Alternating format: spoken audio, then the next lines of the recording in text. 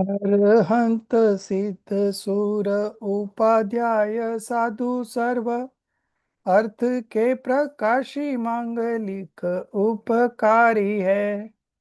तीन को स्वरूप जानी रागते भई जो भक्ति काय को नमाए स्तुति को उच्चारी है।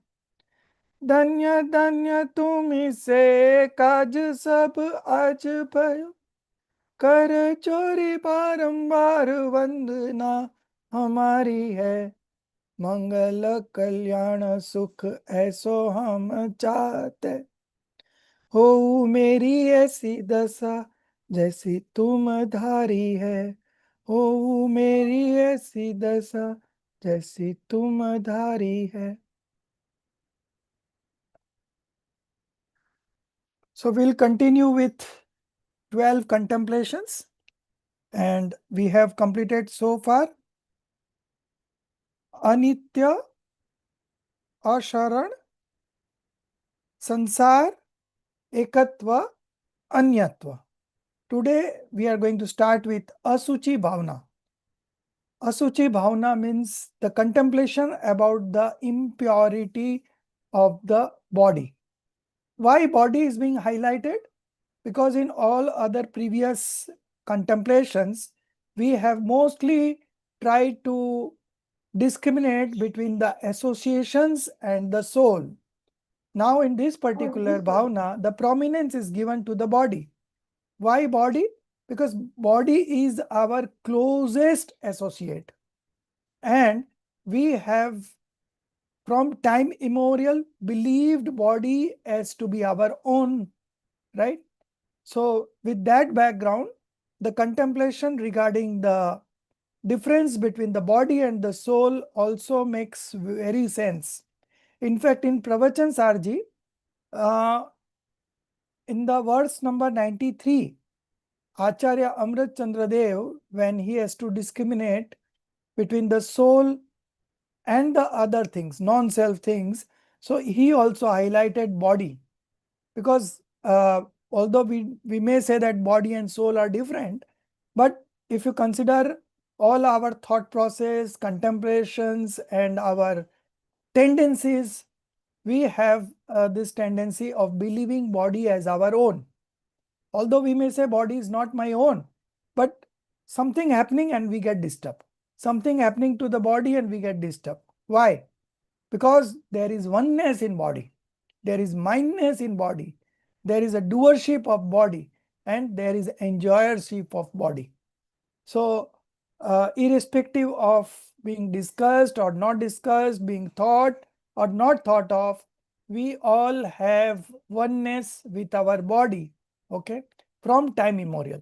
Now to break that tendency, to break that inclination, we have to contemplate on the nature of body, how the body is, it's a matter substance, it is full of filth, that is being highlighted here in this particular Asuchi Bhavana, impurity of the body. Asuchi, A means nahi, Suchi means pavitrata. So impure, Asuchi, apavitra, impure. Okay. So not only we are going to discuss impurities of the body at large, but having said that, we are also going to discuss the purity of the soul. Because when we do discrimination, discrimination has to be done between two parties, right? Then only it makes sense. So one part is our own soul, pure soul, unchangeable soul, right? Which is full of eternal bliss, calmness, peace, serenity, tranquil, all these are attributes of our soul. So we are a mass of infinite attributes. So this is the one part. And the other part is where we used to believe that we are this, our identity is this. So body and soul, a very great combination for discriminative knowledge. Okay.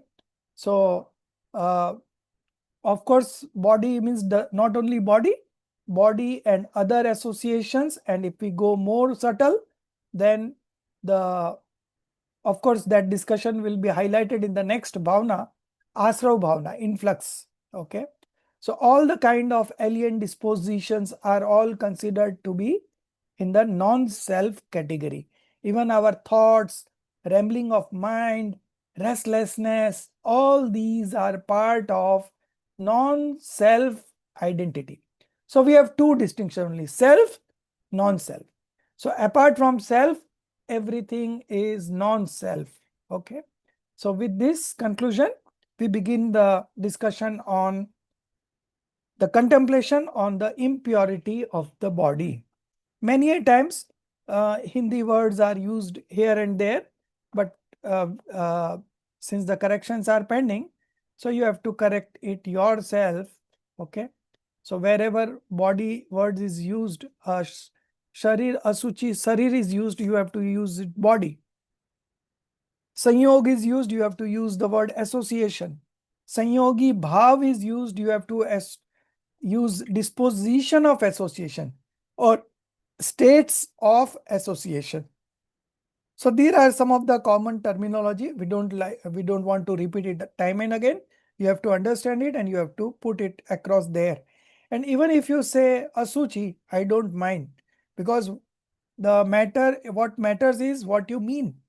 So if you have the correct meaning in your mind, it doesn't matter whether you call it in Hindi or English. Okay. Even while writing answers or describing something, if you use Hindi words in between, I don't mind. Okay. But the concept clarity should be there. That is more important. So, Soumya, I'll make you a host. So, you have marked last time.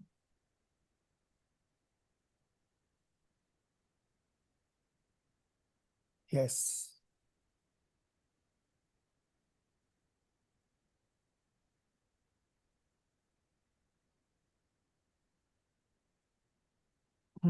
So page number? Page number in mine is 88. So yours may be one page earlier. In English, it is 87. So we are into 90, yeah, just below.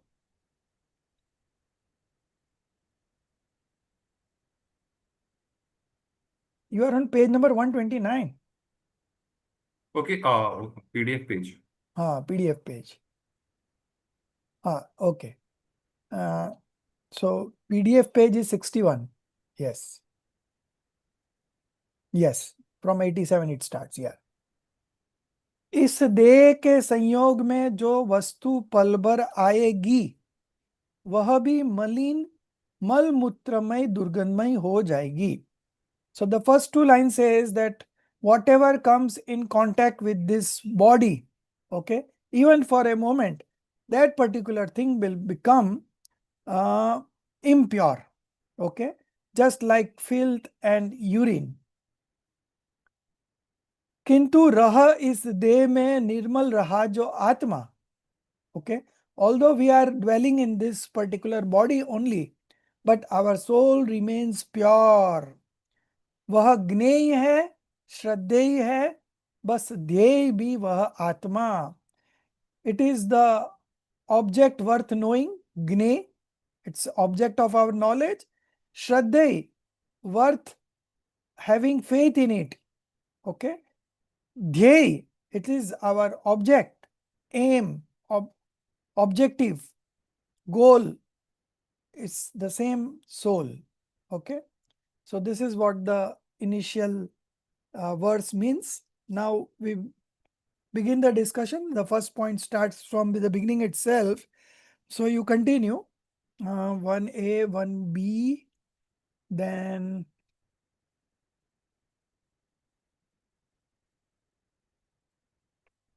so there are three references given in the first point.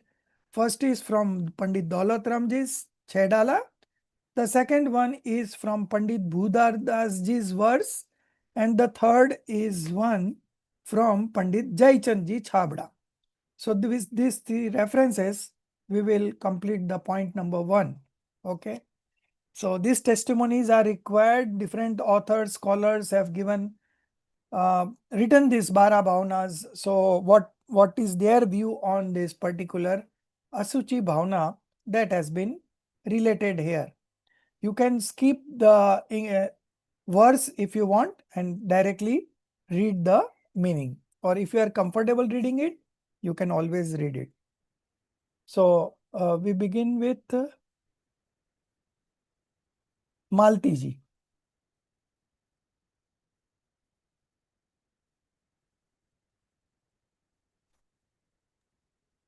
So I'll be reading from the screen. Yes, the association, from the association. The association with the body and other external elements is transparent, unreliable, insignificant, and does not stay with us.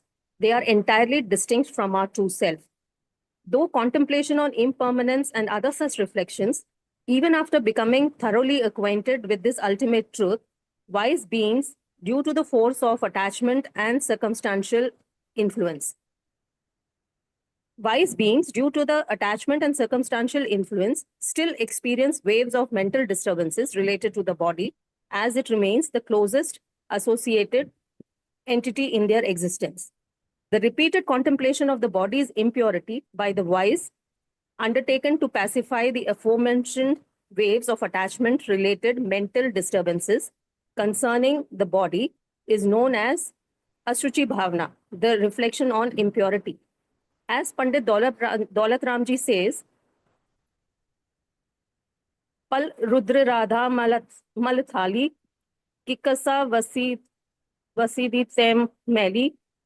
I think I'll leave it so I can't. Yeah, I told you to leave just. Yeah. This body soiled with phalgum and fat is nothing but a sack of impure substances like flesh, blood, and pus. From its 9 openings, eyes, ears, nose, mouth, etc., disgusting impure substances continuously flow. O Atman, why do you form an attachment, a bond of friendship and affection with such a repulsive body? In this context, the following verses by Pandit Budar Das Ji are also worth considering. Straight away read. Leave it. Yeah, read the meaning. This body is utterly impure, unstable, and repulsive. It holds not even the slightest essence of true worth. Even if washed with the waters of countless oceans, it can never become pure. Wrapped in skin, appearing pleasing to the eye, this body is nothing but an embodiment of filth filled with 7 impure elements. For, upon deeper examination, one realizes that there is no other substance as impure as this. From its 9 openings, day and night flows such filth that merely mentioning it evokes disgust. This body is constantly afflicted by numerous diseases and troubles. Tell me, who has ever attained true happiness while dwelling in such body? The nature of this body is akin to that of a wicked person, because just like a wicked person, this body, when nourished, generates pain and faults, and when tormented, brings pleasure. Yet, this foolish soul continues to increase attachment to it. It is worthy of being abandoned. Therefore, its true form is not suitable for enjoyment. Rather, O noble beings, take on the discipline of great asceticism, for the essence of this human body lies in attaining self-realization through its renunciation. In the aforementioned verses, the depiction of the impure nature of the body serves to induce detachment. It concludes with the statement, Asad dekha kare kima yari. What is the point of such an impure body? This implies that attachment to such an impure body is futile. Further, it is stated, Rakhana jog swarup na yako, virakhna jog sahi hai, which means that nature of this body is not suitable for enjoyment, and therefore it should be abandoned rather nurtured. It should be abandoned rather than nurtured. Thus, this body is not meant for attachment, but for renunciation. O soul, if the body is impure, let it remain impure. What does it matter to you?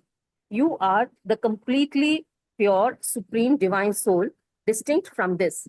Recognize your true self. Why are you enduring endless suffering by being attached and affectionate towards this body? The essence is to sever all forms of attachment and merge into your true self. This idea is expressed by the scholar Pandit Jayachandji Chhabra in the following manner. निर्मल अपनी आत्मा दे अपावन गेह, ज्ञानी भव्य निज भाव को यासो तजस ने. The primary objective of such contemplation is to generate detachment towards the body and to cultivate a taste for the vision and knowledge of the divine soul, which is distinct from the body, dwelling in the body temple. In a similar manner, we observe that the contemplation of impurity related to the body is conducted through Ashuchi Bhavana, the feeling of impurity. However, the scope of this contemplation is not limited to the impurity of the body alone. Rather, in this process, the purity of soul is also contemplated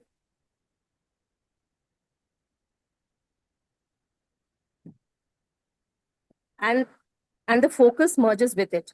Stop. So here the point 1 ends. So as we have seen in all the 3 points, the distinction has been made between the body and the soul. Now to distinguish this, what effort we should do? So we have to analyze. So the authors, whomever we have referred here, all have analyzed the nature of the body. Okay, right? Starting from Pandit Daulat Ramji, who says that this body soiled with film. Film is cough, and fat is charbi, is nothing but a sack of impure substances like flesh, blood, and pus. From its 9 openings, that is 2 eyes, 2 ears, 2 nose, 1 mouth. So all these put together 7. And then we have openings of stool and urine. So it total makes 9. Disgusting impure substance continuously flow. So this is what Pandit Daldaram ji has to refer. Then Pandit Budhar Das ji also echoed similar sentiments in his verse. Okay. So wrapped in skin, this body appears to be pleasing to the eye, but it's an embodiment of filth filled with 7 impure elements. Okay. So if you contemplate deep, if you analyze deep, you will realize that this body is not worth dwelling also, and it is not worth generating affection to that body also. Okay. But because of delusion, because of ignorance, this foolish soul continues to increase attachment to it. Okay. So that is what we have to realize. Now coming to the third reference, which was by Pandit Jaichandji Chabda. Okay. So here the meaning of the words is missing. Okay. So that you have to add, because they have copied the Hindi meaning as it is. Apni Atma Atyant Nirmal hai. Okay. So that I have shared in the group, the particular 3 lines. Okay. You can refer it from the book. I have written it on my textbook itself. So I am reading it out. Our soul is extremely pure, while this body is a dwelling of impurity. O noble ones, knowing this, renounce attachment to the body and contemplate or meditate your true nature. Okay. So this is the meaning I have shared in the group. You can add up here. So the primary objective of such contemplation is to generate detachment. Now this is very, very important. All this discussion is to generate detachment. Why? General detachment towards the body. Why? Because from time immemorial, we have generated attachment to the body. Now, to loosen that up, we have to generate detachment. Okay.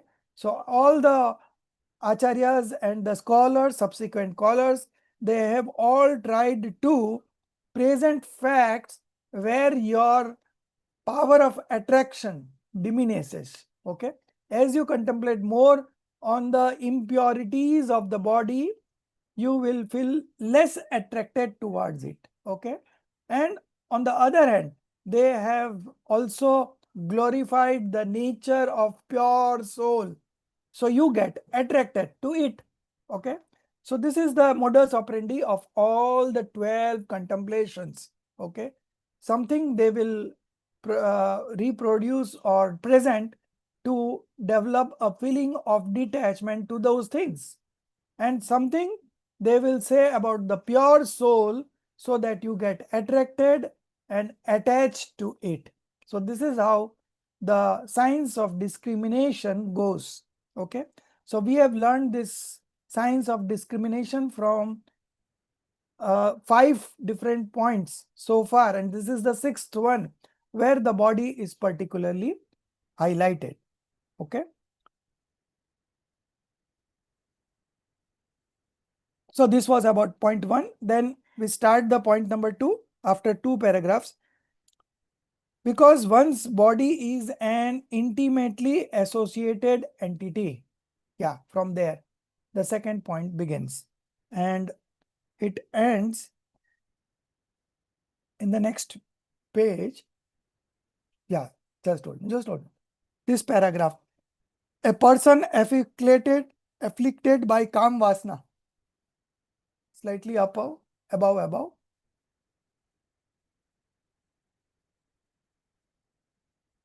1 minute. A person afflicted. So in that third line, ground.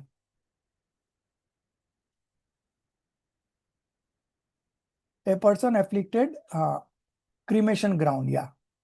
Up to there is the second point, 2A. Okay. Then after 2-3 paragraphs, whether it is the discussion of the male body or the female body. Yeah, from here. Yeah, whether. So this will be 2B. Okay. 4 lines only. That paragraph only. Enjoyments. 2B ends at enjoyment. Okay. So 2 points on number 2, 2A and 2B. Okay. Then the third point starts immediately. So that is 3A. This body itself is impure, 3A, and it goes up to 3A completes at become dirty. Becomes dirty. Yes. Above that. Yes. Becomes dirty. So this is 3A. Then on the next page, the body is like a diseased sugarcane.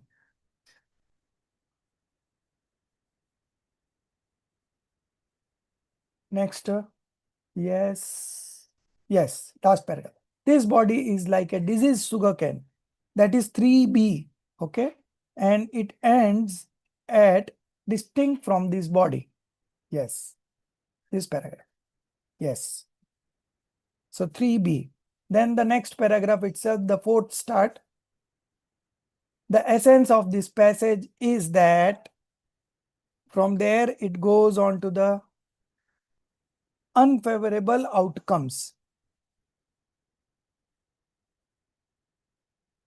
Unfavorable outcomes. Yeah. So this is fourth point. Then the fifth point starts when with the passage of time. Fifth, 3 paragraphs. Proper understanding. Yes. Proper understanding. Fifth ends. Then the sixth one. Even after being filled with right vision, that is 6th point. It goes on to the next page.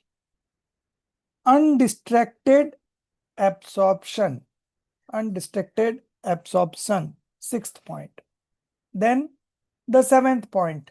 As soon as the connection weakens, it ends at I withdraw. Next page.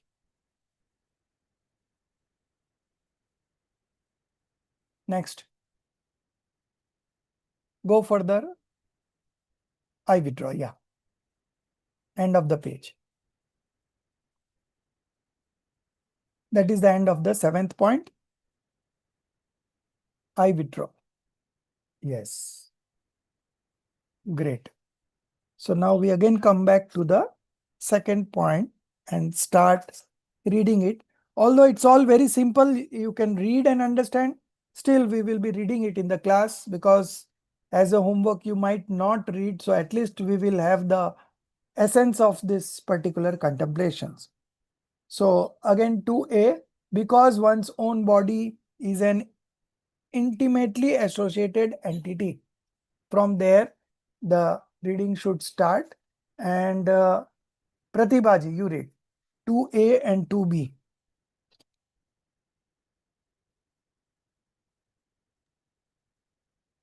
You want me to start from because? Yes. Okay. All right. Because one's body is an intimately Own associated. body, one's own body. Sorry. Because one's own body is an intimately associated entity, deeply interwoven with the self soul, like milk and water, ordinary people naturally develop affection for it. However, since the body of woman, etc., is also an object of sensory enjoyment, attachment arises towards it as well. To cultivate detachment from the subjects of the senses, the impurity of the female body and similar bodies has also been pointed out. Even in the worship of the Brahmacharya Dharma, virtue of celibacy, during the Das Lakshan Pujan, a verse of this nature is found, which is as follows. A person afflicted by Kamavasana, lustful desire, develops attachment to the impure body of woman and interacts with it in the same way that a crow repeatedly pecks at the decaying corpse lying in the cremation ground. In this context, the No, following so verse. there 2A ends. 2A ends. Now the 2B, whether it is the discussion.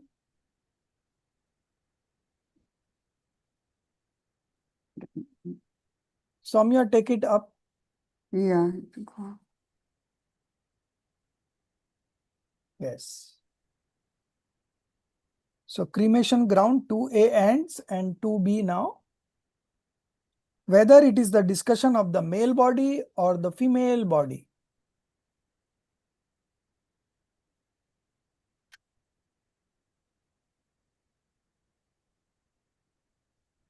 Yes.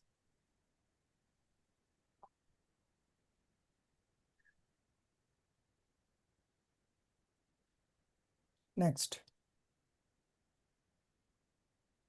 One paragraph later. Yes. Whether it is the discussion. Next paragraph. Yes. 2B already. Now you read. Whether it is the discussion of the male body or the female body, whether it is about one's own body or another's body, the discussion of all bodies in the state of impurity is always intended to point to their inherent impurity. Because the purpose of contemplating the impurity of bodies is to generate detachment from both one's own and others' bodies and their associated enjoyments. Stop. Stop. So in the second point, again, the discrimination between the own body and others' body has been discussed. Since the soul and body are deeply interwoven, okay, like milk and water, so ordinary people naturally develop affection for it, okay. And then they discussed the body of woman, and Pandit Daulat Ramji, no, it's from the puja of Das Dharma. A very vivid description has been given by the poet. A person affected by lustful desire develops attachment to the impure body of woman and interacts with it in the same way that a crow repeatedly pecks at a decaying corpse lying in a cremation ground. Okay. So in a cremation ground, a decaying corpse, So the crows have this tendency to eat from there only. They like these things. Okay.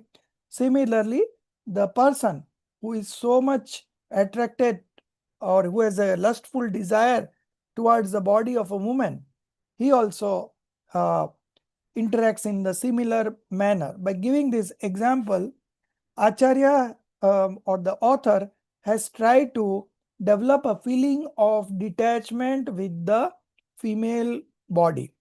And then in 2B, whether it is a male body or female body, own body or another body, all these are state of impurity. Okay.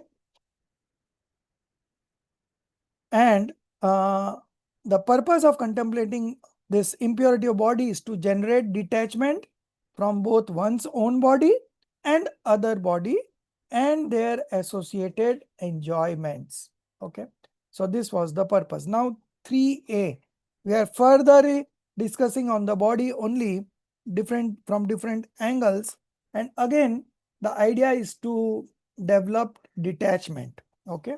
So the one that I discussed in the first verse, that same thing has been explained here, that whatever comes in contact with this body becomes impure, and it has been very nicely explained here. So 3A and 3B.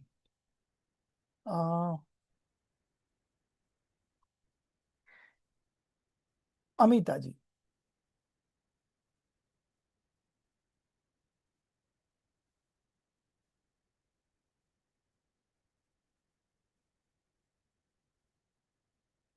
This body itself is impure.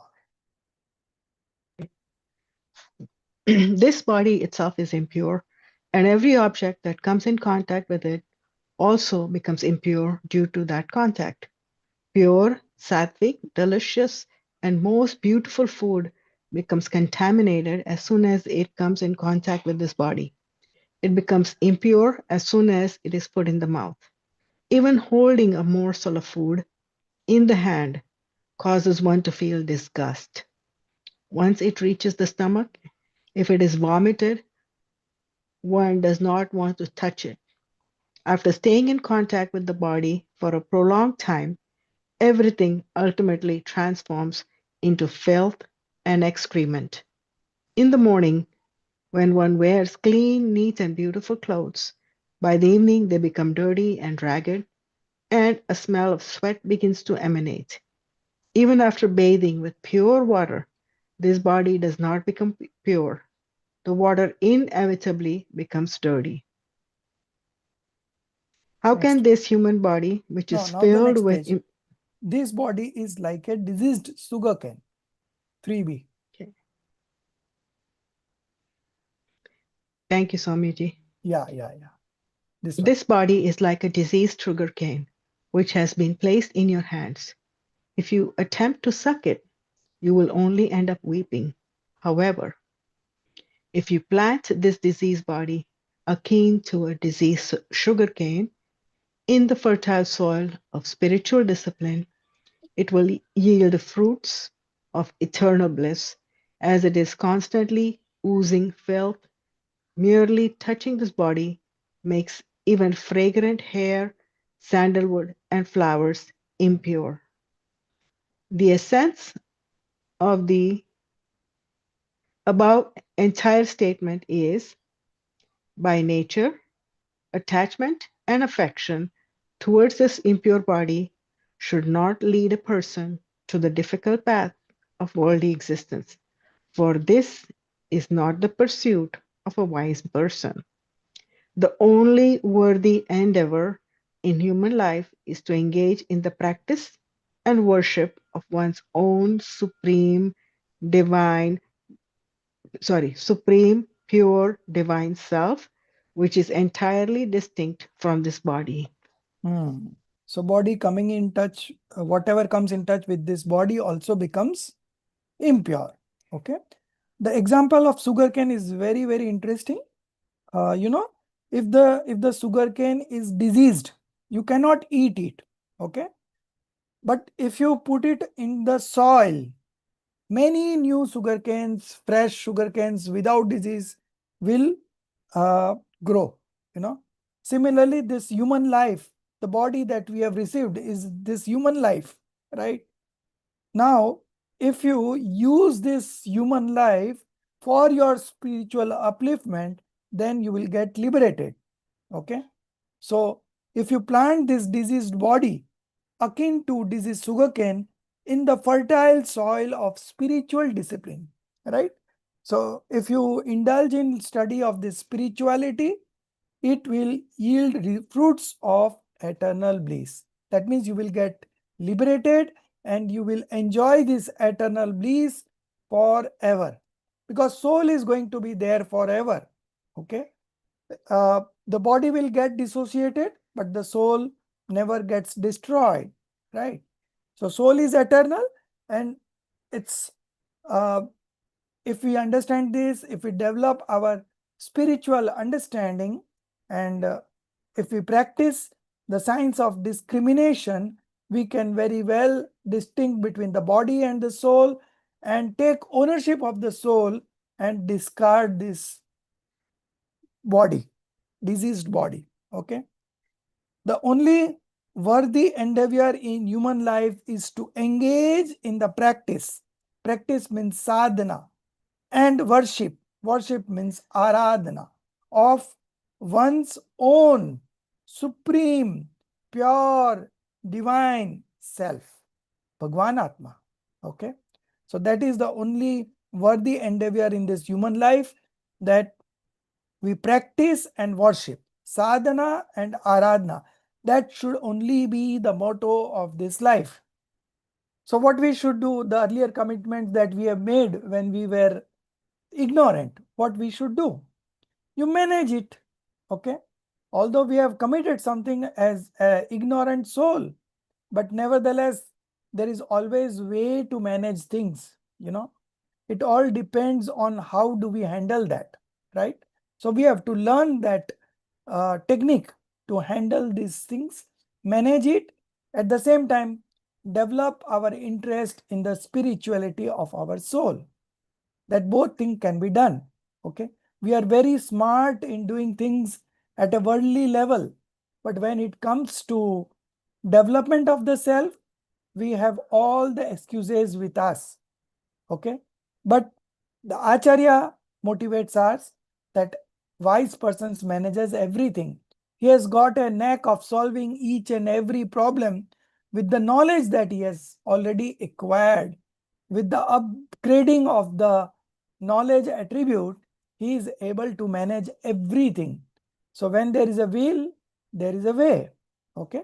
So we'll definitely find ways to manage the earlier commitments that you have done, and gradually you will come out of it. It will take some time, but you will definitely get out of it at the mental level.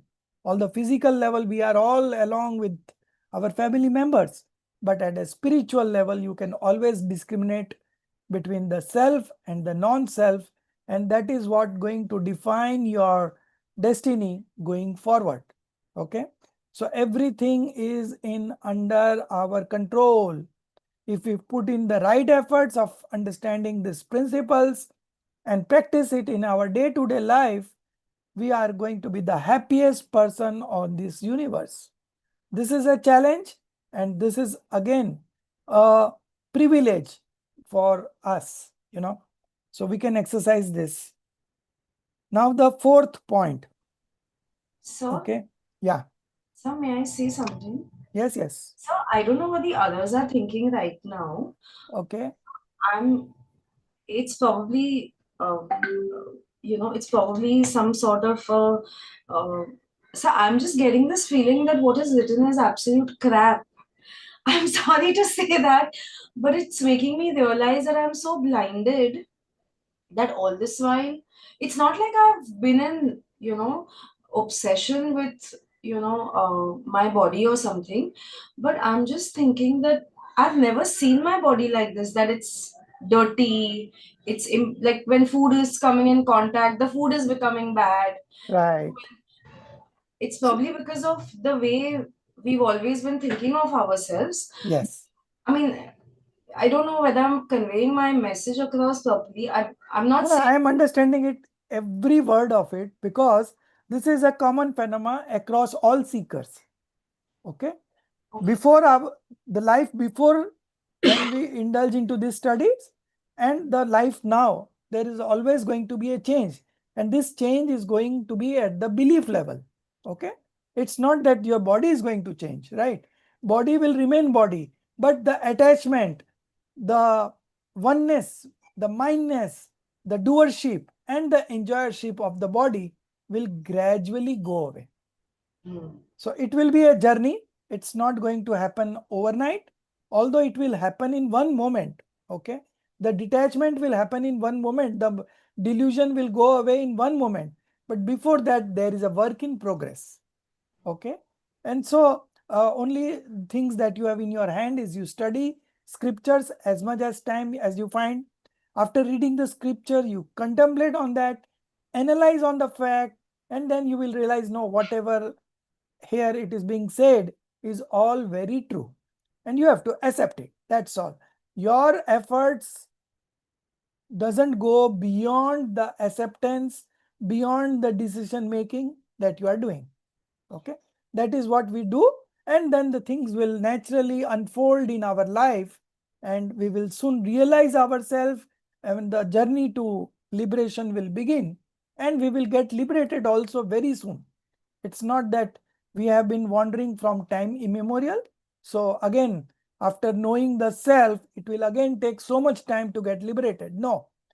Once you realize yourself, it's just 2 to 3 births. You will get liberated so fast because there is a element present called stoppage and dissociation, samvar and nirjara. So the karmas that we have bound from time immemorial all gets offloaded very soon and you soon get liberated. Okay. So the things are very easy. Only thing, when the right time comes, then only we have access to this kind of knowledge. Otherwise, who is having this kind of knowledge? Everyone is believing that I am the body, I am looking good, I am not looking good. This dress suits me, this dress does not suit me. Arey, you are not the body itself. You have mistaken the identity of yourself. Now, who is going to help you? Nobody. Okay. So when we are coming out of this, this is a phase. This is a transitory phase in the life of a seeker. Okay. And the struggle that we will undergo right now is the highest level of struggle. Once you realize yourself, things become easy. Okay. So now we are in between. We have not realized ourselves. At the same time, we don't believe that we are the body. Okay. So this phase, particular phase, is the challenging phase. And once you realize yourself, things become very easy because you have got something as a shelter, right? Now you are creating an image of yourself in your knowledge screen, right? So gradually that image is coming up, okay?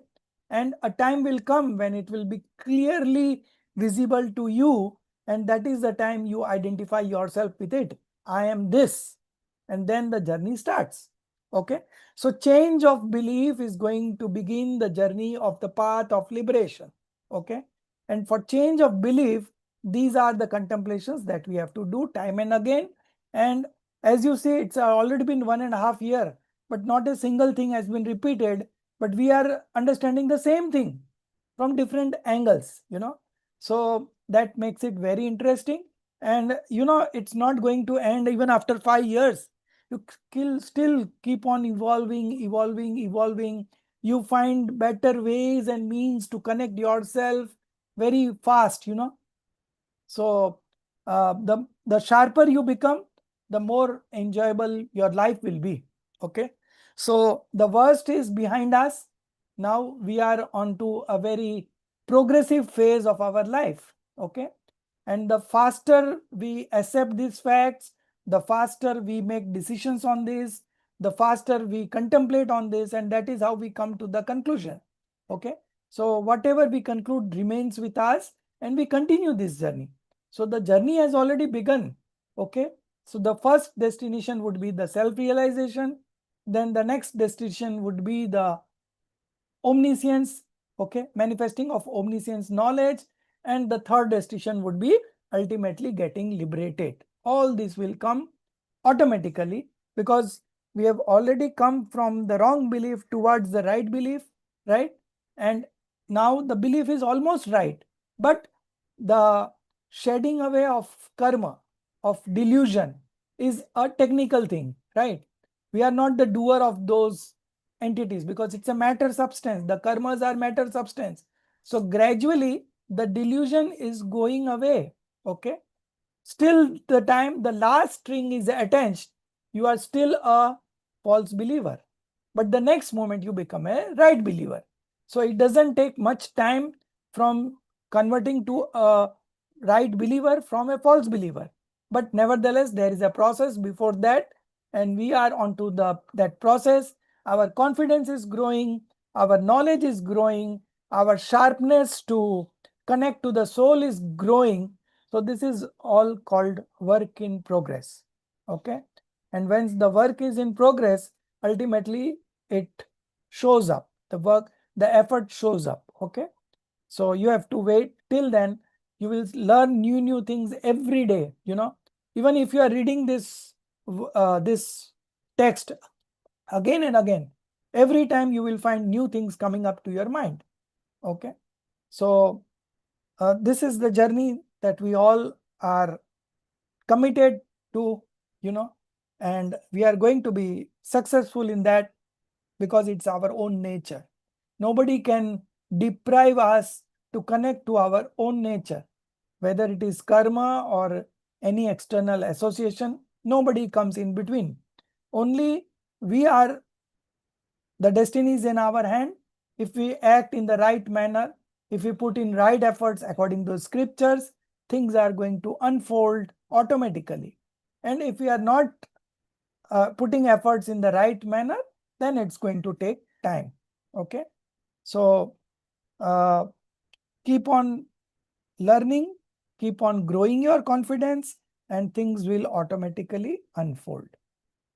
So this example of sugarcane, and then the last line, as it is constantly oozing filth, merely touching this body makes even fragrant hair, sandalwood, and flowers impure. So by nature, attachment and affection towards this impure body should not lead a person to the difficult path of worldly existence, for this is not the pursuit of a wise person. Okay. The only worthy endeavor in human life is to engage in the practice and worship of one's own supreme, pure, divine self, which is entirely distinct from this body. So two different entities, there is no confusion. Only thing is that we have to contemplate and arrive at a decision. Okay. Now the fourth point. What is the problem? So here the problem is being said, and in the fifth point, the solution will be forthcoming. Okay. So what is the problem in the present time? Okay. Fourth point, and Hemali, you only read the fourth point.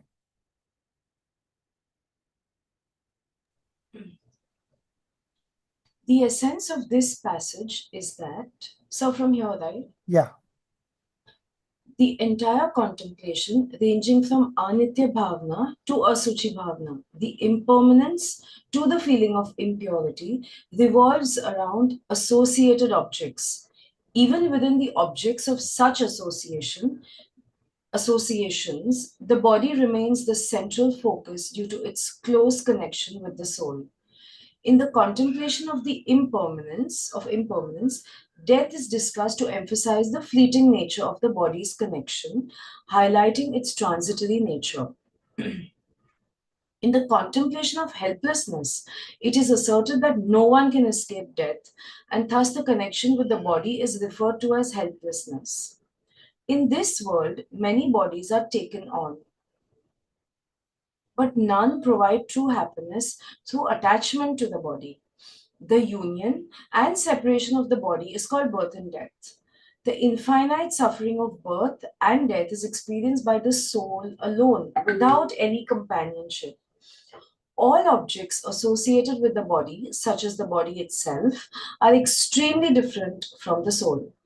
This contemplation is present in the feeling of oneness and otherness. The reflection on the impurity of both one's own and others' body is what constitutes the feeling of impurity. This way, it is certain that the entire contemplation mentioned above revolves around the body, making it the focal point.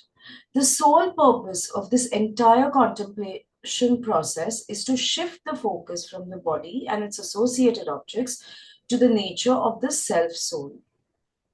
Keeping this goal in mind, the process of contemplating impermanence and other such thoughts has been defined.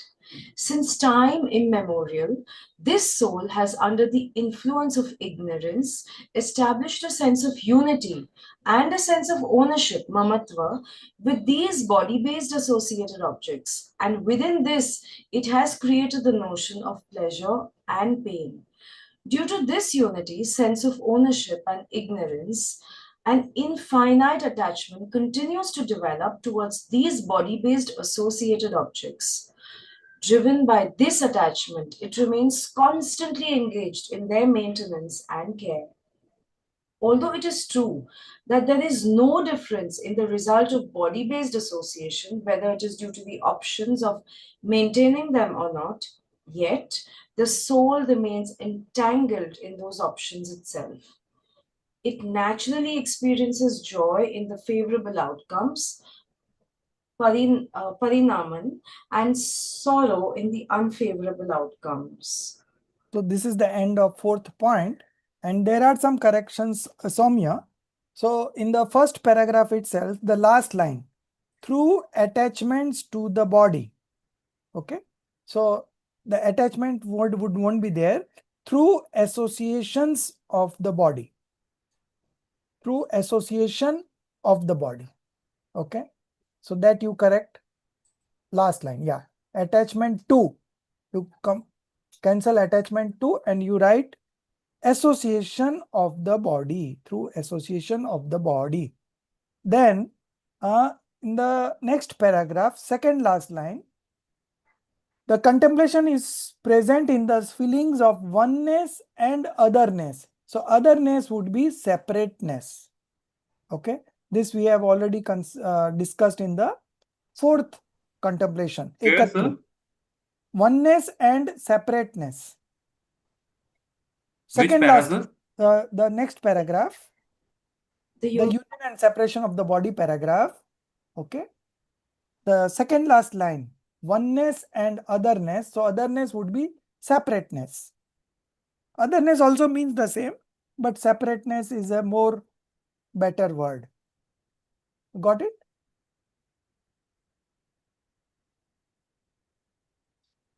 Sir, which para I am not able to locate? The union and separation of the body. This second paragraph in the Okay, screen. okay, second para. In this second one, last which line. line? Oneness and Oneness. otherness. So otherness would be separateness. Yes, separateness. That's all. Then in the next paragraph, next paragraph, since time immemorial, the soul has under the influence of ignorance. Now this is the problem. Okay. Since time immemorial, this is the problem. The soul under the influence of ignorance established a sense of unity, not unity, a sense of oneness. Oneness and a sense of ownership, not ownership, but mindness, mamatva, mindness, ekatva and mamatva, oneness and a sense of mindness with these body-based associated objects. And within this, it has created the notion of pleasure and pain. Okay. So this is the problem, oneness and mindness. You have changed it? Right. Due to this, again, oneness and mindness. Due to this oneness and mindness, oneness dash mindness and ignorance, an infinite attachment, Anantanubandhi Kashai, continues to develop towards these body-based associated objects. So again, due to this oneness dash mindness and ignorance, unity will be cancelled and sense of ownership will also get cancelled.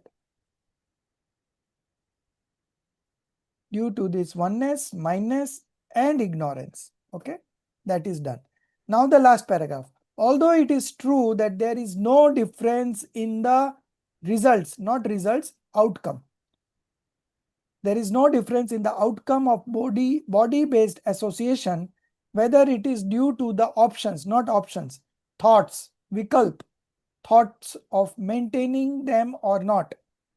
Whether it is due to the thoughts, not options, thoughts, that's all. Thoughts of maintaining them or not, yet the soul remains entangled in those thoughts itself. Okay, it naturally experiences joy in the favorable outcomes and sorrow in the unfavorable outcomes. So this is the problem. Because of oneness, because of mindness, and because of ignorance, these things are happening. So what is the solution? Okay, so the solution is to get rid of this delusion.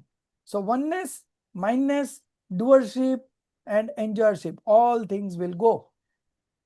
Okay, only it will become an object of knowledge of yours. No reaction. You are absorbing what is being reflected in the knowledge screen, and that is the greatest skill that you can develop. Okay, omniscience also developed that skill only.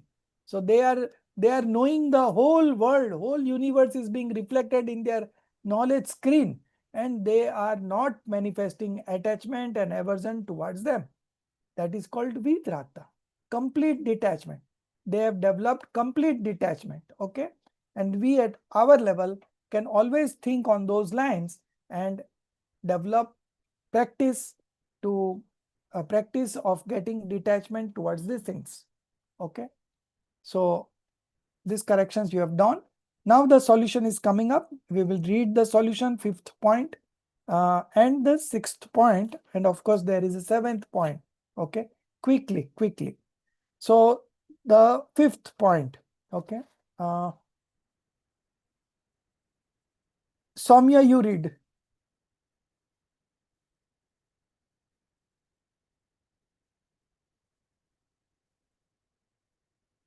When with the passage of time,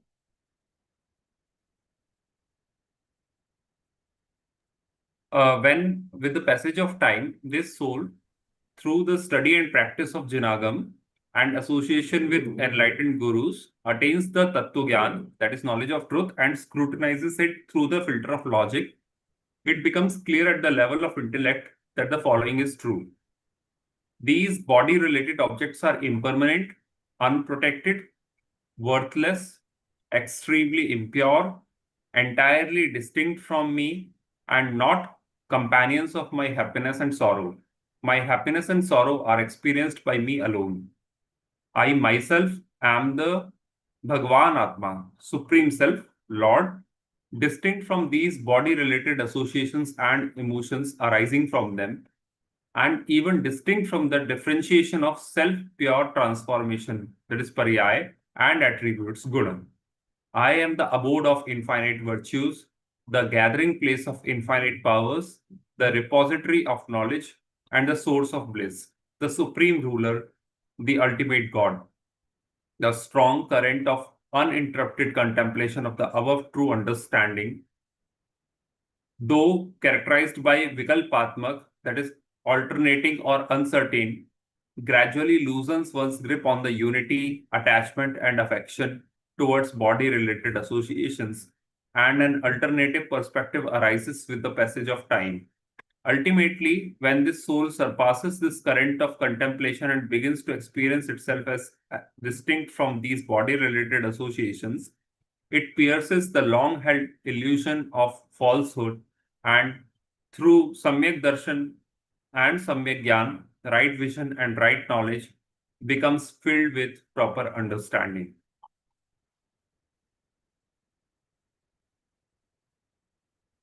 So should I read more? sorry. So this is the end of 5th point. In the 2nd paragraph, you can relate to yourself. I myself am the Bhagwan Atma. Okay, so these are some of the aspirations that you have to every now and then connect to. Okay, so this will keep you alive all the time as a soul. Otherwise, we easily get flow in the flow of attachments. Okay, so I myself am the Bhagwan Atma, distinct from this body related association and the emotions arising from them. Okay, and the emotions arising from them, and even distinct from the differentiation of self pure transformations, nirmal paryay and attributes. Okay, so I am different from self pure transformations also and attributes also. So I am the pure soul. I am the abode of infinite virtues, the gathering place of infinite powers, the repository of knowledge, and the source of bliss. So I'm all these. Do you believe yourself to be this, or you believe yourself to be Himali? Right? So the belief has to change, right? So constant hammering, studying it again and again, contemplating it again and again, coming at a conclusion every time you read, okay? All this will create in yourself an environment where it will become so easy for you to just take that decision, change that decision that I am not the body, I am the soul. Okay, that much only we have to do. So repetition of nine, the source of bliss, the supreme ruler, the ultimate God, Parameshwar, ultimate God. So believe in yourself. Believe in yourself that you are the ultimate God. Come what may, we have been to hell, we have been to one-sensed being, whatever has happened, but we are fully secured. Soul as an entity remains fully secured, not influenced by any of the body that it acquires. It doesn't get influenced. The soul always remains pure. Okay, and that is the only we can say positive with us, that although we have believed ourselves to be many things, but we have not become one, right? We are still remaining the same distinct entity of pure soul. The strong current. So there are some corrections here, Soumya. Hope you are connecting to it. The strong current of uninterrupted contemplation of the above thought of true understanding. Now this is true understanding. The previous paragraph is the true understanding that I am the pure soul, Paramatma, Parameshwar. Okay, irrespective of what we believed earlier. But the fact is we are still the pure soul. The strong current of uninterrupted contemplation. So this is contemplation that we need to do. Of the above, then you write thought of true understanding. Thought of. You put an arrow and write thought of true understanding, and then you cancel the three words. Though characterized by vikalpatmak, alternating, uncertain. All these cancelled.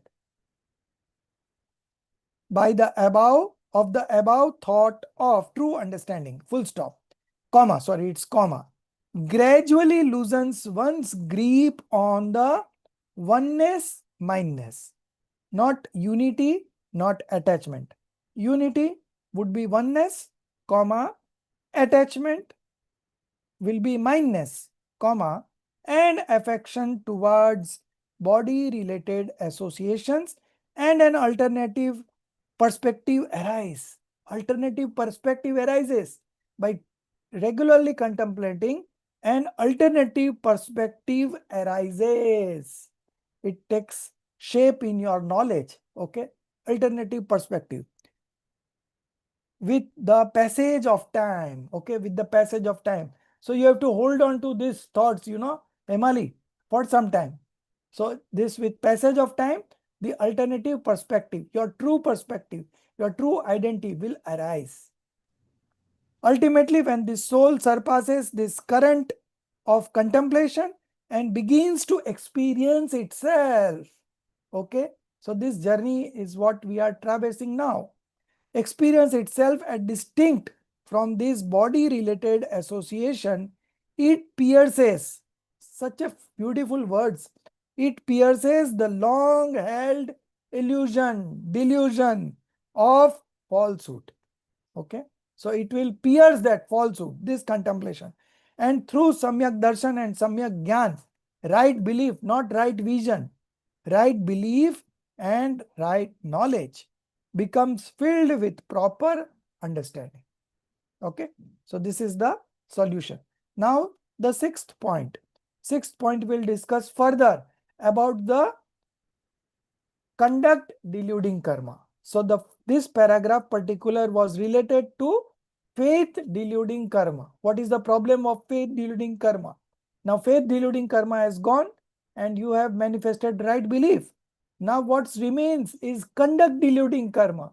That are also to be eradicated, and that process is being explained in the point number 6. Okay, so who is left over? Rekha, you read point number 6. Even after being filled with right belief, not vision, right belief.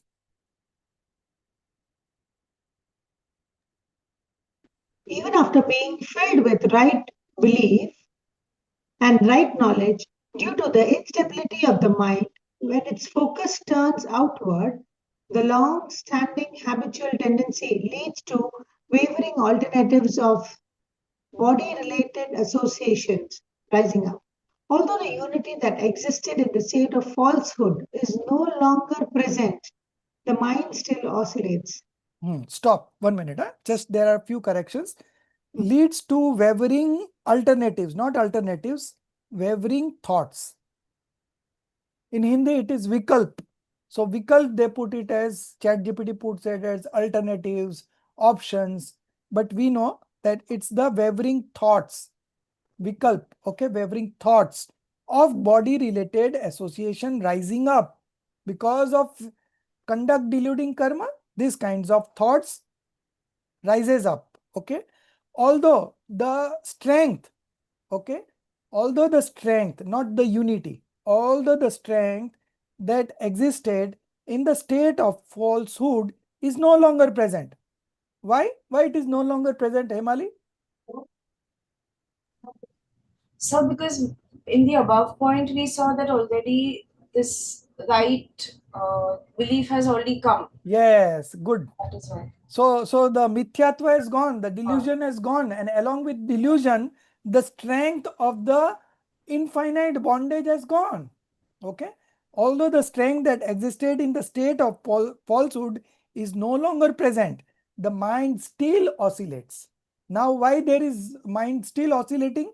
Because of charitra moha. Okay, conduct deluding karma.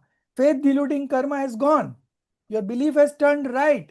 But because of our tendency, long-standing habitual tendency, okay, long-standing habitual tendency, just mark the words, long-standing habitual tendency, okay, the mind still oscillates. Now what is the solution to that? Again you have to contemplate. Again keep on contemplating, so that oscillation of mind will stable. Okay, the mind will become stable. You will be able to engrossed in yourself. Okay, if the mind stops oscillating, you will be able to engrossed in yourself. Okay, so that is what coming up. Although the ekatva means oneness, so now they have used the word oneness, okay, for ekatva. So on the all earlier stages we have to change the word. Although the ekatva, you continue, Rekha. Yes.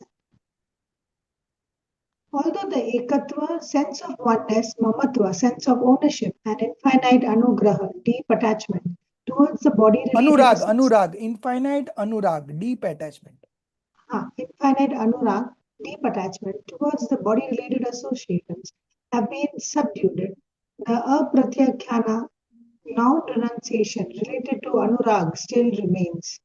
While the power of infinite anurag is indeed vast and immeasurable, it should not be understood as so weak that it cannot make the chit, that is the mind, agitated even in the presence of infinite anurag.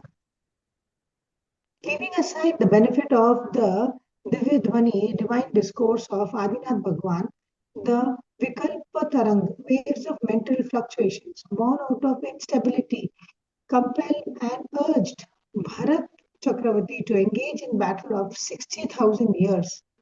To pacify these Vikalpa Tarang arising from the instability, even the Gyanis, enlightened ones, engaged in the continuous stream of contemplation on the Anitya impermanence, Asharanata, lack of refuge, asharata, lack of essence, prithakata, separateness, and ashuchita, impurity of the body related associations, and they must continue doing so. As this contemplation strengthens from intense to even more intense, and from more intense to most intense, the aforementioned Vikalp Taranga arising from asthirta gradually weaken. And as these Vikalp Taranga weaken, this stream of contemplation continues to become even stronger. Eventually, this increasing intensity of contemplation subdues the Vikalp Taranga and then itself subsides, leading the Atma, soul, into Nirvikalpa Samadhi. So you understood the whole process, how the charitra moh will go away. You know, the whole process is very interesting. Although the ekatva, sense of oneness, mamatva, sense of mindness, not ownership, but mindness, and infinite anurag. Anurag is deep attachment towards the body related associations have been subdued. Okay. In the fourth stage, it has been subdued. It has not been totally eradicated. It is just subdued. The apratyakhyan, non-renunciation. So we have 4 levels of passions. I have just shared in the group the 4 levels of passions. Okay. So the first level has gone. First quadruplet of passions has gone. But the second still remains. Okay. The apratyakhana, non-renunciation, related anurag still remains. So apratyakhyan, the other 3 still remains. Okay. While the power of infinite anurag is indeed vast and immeasurable, it should not be understood as so weak that it cannot make the mind agitated. So because of this, the second level still present, okay, still remaining, the apratyakhyan rag still remaining, the mind still becomes agitated. Okay, wrong belief has gone, but still the mind becomes agitated at times. Okay.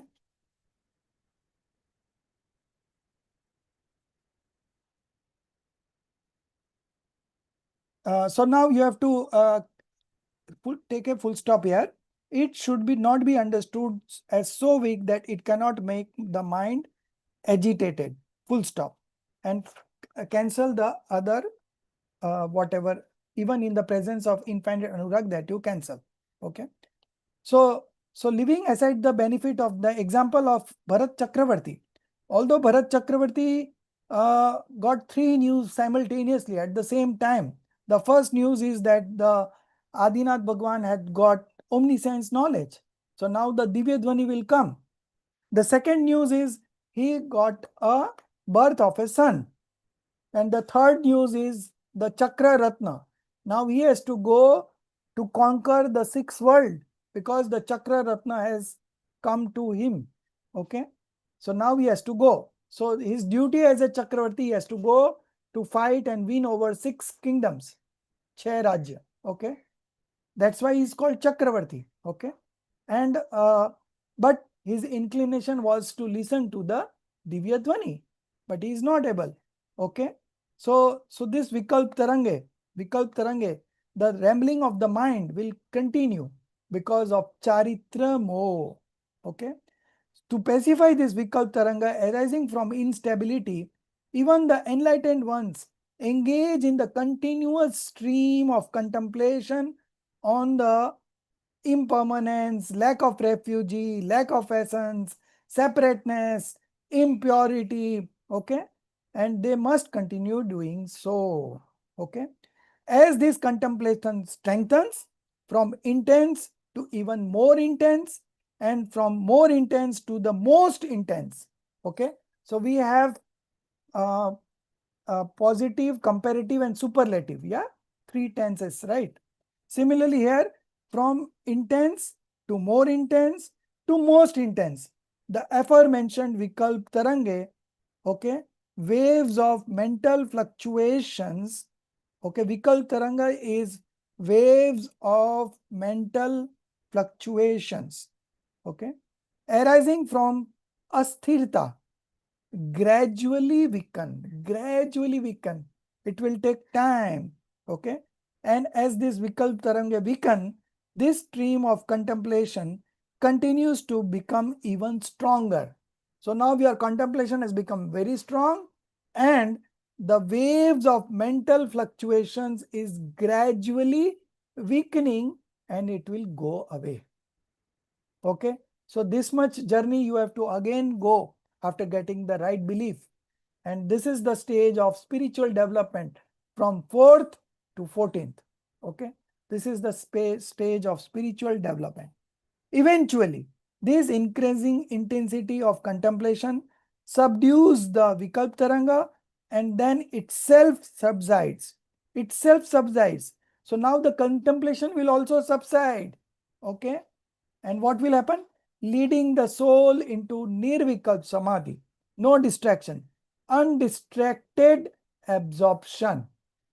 Okay, so this contemplate will also go away one day when you reach a higher stage of 13th stage.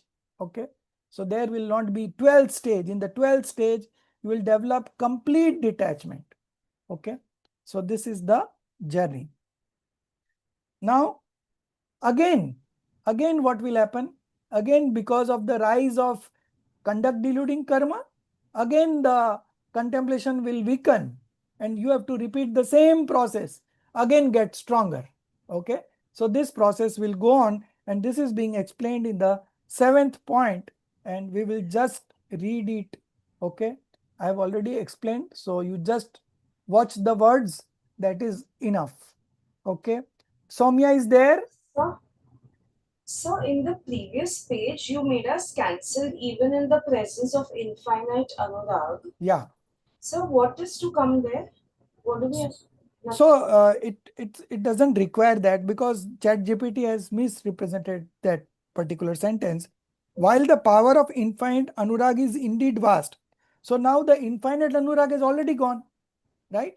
Its power is vast and immeasurable.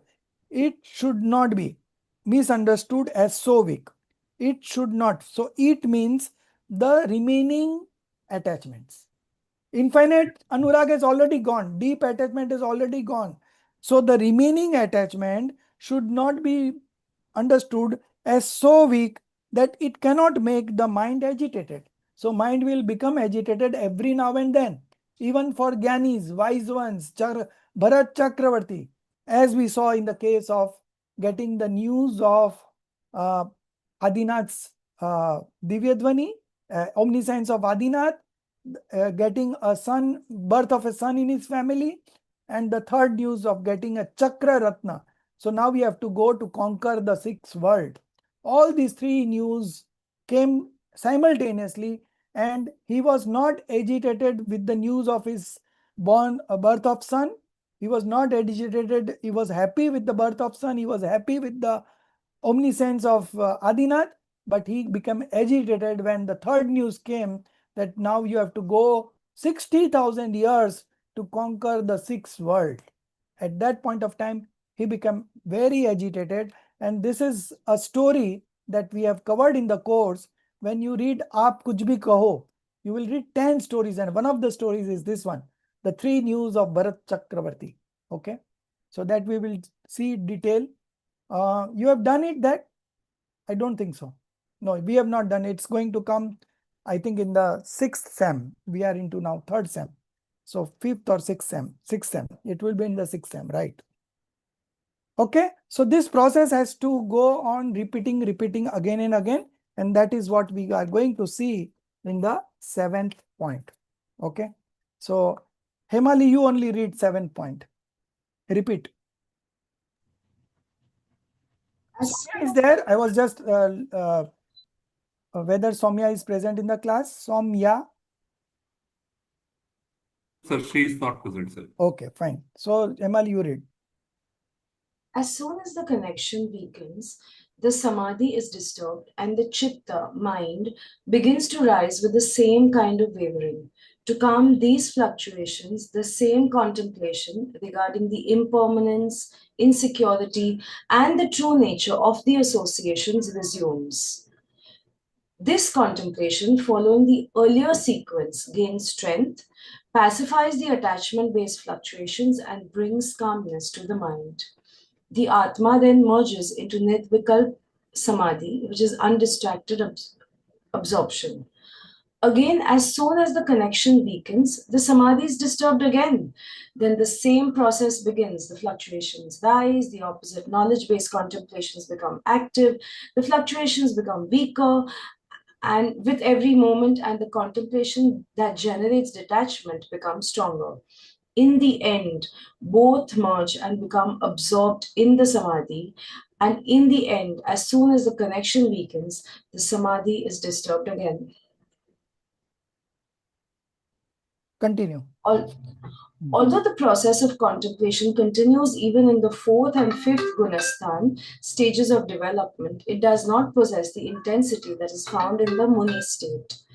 The pace of the process is the case of practitioners of true nature, Swarupa, is so rapid, especially in the case of great renunciates and Digambar Muniraj, that in every moment this cycle revolves at least once. This is why the discussion of 12 contemplations or bhavana is primarily related to the context of the Muniraj. Through the continuous operation of this complete process, the attachment related to Charitra Moha, which is conduct deluding state, gradually diminishes, becomes weaker and weaker until one day it reaches such a point that this soul merges with itself for an infinite period of time. After that, its meditation never breaks, and immersed in itself, the soul experiences eternal bliss for an infinite period of time. Upon reaching this stage, the contemplation of Bara Bhavana becomes transcendent forever. The primary objective of contemplating these Bara Bhavanas is to reach this state. Thus, we observe that the utility of contemplating these Bara Bhavanas is continually necessary from the Mithyatva Atmathi, which is deluding, liberation-seeking aspirant soul, to the advanced soul, according to their respective stages, until this soul becomes fully detached and completely absorbed in samadhi, which is meditative absorption, for an infinite period. The process and method of Atma Sadhana and Atma Aradhana, which is self-devotion, is that to be carried out with intellect is simply this. When the Atmarthi, which is soul-oriented person with full intellect, adopts this method and with full intense devotion, engages in with intense determination, engages So in. how come it happens that the word here written is determination and the word you spell out is what you spell out? I don't know, sir. Something else. So the reading like means eyes are seeing the words. Yeah. Okay. And mind is contemplating something else. And the voice comes out is something else. And that goes on to prove we are not the doer of these talks. Yeah. Because the words are different and you are reading different. Why? Because that has to come at that moment. There is no logic behind it, right? So this shows the independent nature of everything. And we believe that I am only reading, I am only talking, I am only explaining. Nobody can do anything for anyone else. This is the fact. So the worldly life goes the other way and you have to understand and interpret in another way. So double role going on. One is the journey of the soul and the other is the journey of the present life, the human life, the body and the association. Okay. So two double roles are going on every moment. Okay. Now what is your journey? What is your life? Is the soul's life, right? And the other thing is the role acting that we are doing. Okay. As in a film, the actors are given some dialogues and actions and all these things happen. Same way, this body has been programmed to perform certain functions at some point of time. Some talks coming up, sometimes the anger comes up. All these is automatically structured. It's just unfolding on its own. We are not the doer of these things. And the biggest delusion is that we believe that we are doing all these things. So now just be separate from this. Our journey is separate. Our journey is just to know. Every moment we are knowing, nothing doing. Okay. If you are able to connect with this, the whole contemplations of 12 contemplation is over. Okay. So this is where we need to highlight. Again, repeat. Yes. The process and method of Atma Sadhana and Atma Aradhana, which is self devotion, that is to be carried out with intellect, is simply this. When the Atmarthi, which is soul oriented person with full intellect, adopts this method and with intense determination engages in powerful efforts directed towards the self, it appears that their future is auspicious and the time has come for them to transcend the material world. Then they detach from the worldly enjoyments of this delusion filled era and turning their focus towards the self, engage in righteous efforts completely dedicated to the self. All soul-oriented individuals, upon clearly understanding and recognizing the impurity of body-related associations and the purity of their own nature, detached from the associations, remain absorbed in their true nature and become infinitely blissful.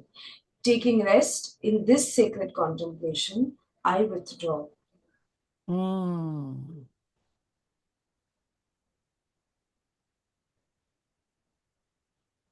So you see, the future is auspicious. Here it is written, the future is auspicious. So that means the future is bright. Bright means you are all going to get liberated. And the time has come for them to transcend the material world. So it is just a cause and effect relationship, that whoever will, the time will come to get liberated. Before that, he will get all this knowledge. He will join this course. He will do some other reading. He will connect to this knowledge and he will get liberated. Okay. So it is like that. So nothing great is happening. Okay. Whatever is happening is what was destined to happen. And we are just an observer of all these and not a doer of all these things. And when our responsibility of doership goes away, that is the time we automatically enjoy, relax, feel relaxed, nothing on our head. Everything is happening automatically on its own. There is nobody a doer. Okay. Even we are not doer. Even our family members are not doer. Only thing is that all our past connections has all brought us together, and that's the journey that we are traversing. Okay. So our entity is always distinct from what's going on here in this worldly existence. Okay. And in our journey, nothing happens, only there is a facility to know. So you just remain a knower. By default, you are a knower and you believe yourself to be a knower. That is the right knowledge. Your knowledge has become right now, because the nature of things is soul is only a knower, and you also believe that I am a knower. So now your knowledge and the knowledge of the scriptures is telling, it's all the same. Okay, it's matching. So this is called right knowledge. Very interesting. Don't like to leave, all the time is running away, but I don't mind having 1 or 2 more classes. So what would be a convenient day to take an extra class?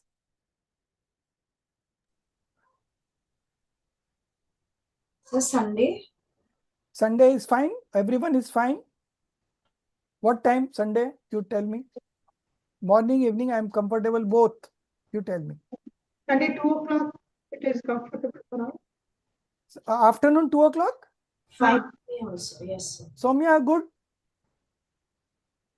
Well, afternoon will be night for us. USA, no? USA, it will Yeah, be so night. only I think morning or evening I would suggest. So if Okay. it's your morning, then it's our evening like Right, today. right. So suggest. Morning is also fine, so by me. So like this, if it's your morning, it'll be our evening or night, Okay, you know, okay. that would be more convenient for us. So Yeah. early morning would be good, 6 o'clock? Yes. Oh, sir. I think because by 8 o'clock your household course begins, right? So 6 to 8 would be fine. Yes, sir. Soumya, good? right? Tomorrow? 6 to 8 will be fine with all, Malti ji? 6:30 at least, sir. Okay, तो थोड़ा 6:30. प्रार्थना पाठ भी करने होते हैं. So this is part only, no? ये Yes, sir. Yeah, अभी part. जो आपने किया है, वो पार्टी किया है. हाँ, पाठ किए हैं. 6:30. Yes, 6:30 is fine. I am fine. Yeah. Okay. So we will I do did 6:30 to 8, only 1.5 hours, right? I think then we will be able to cover. Okay. So tomorrow morning, 6:30 to 8 is what we are going to connect. Okay. And next week also this same way. So then we will finish the course by next week. Okay. So that settles everything. Thank you so much. I was just wondering that if I don't explain in detail, then I was feeling guilt, because these are some of the words where we have to catch up the inner meanings, and if I run through the course, then you will not gain anything. So this is the middle path that we have all come across. You have to put in little bit extra effort, but nevertheless, this is going to benefit you. Okay, Malti ji. So your suggestion has been taken. So Thank Amita you. ji and Pratibha ji, you are okay, you. no? 6:30 So India it'll time. be like tomorrow evening, you're saying this Yes, time? yes. Tomorrow is going to be a little hard for me. I don't know about Amita ji, but I'll try to catch up But with tomorrow is a holiday, no? You are having a weekend, right?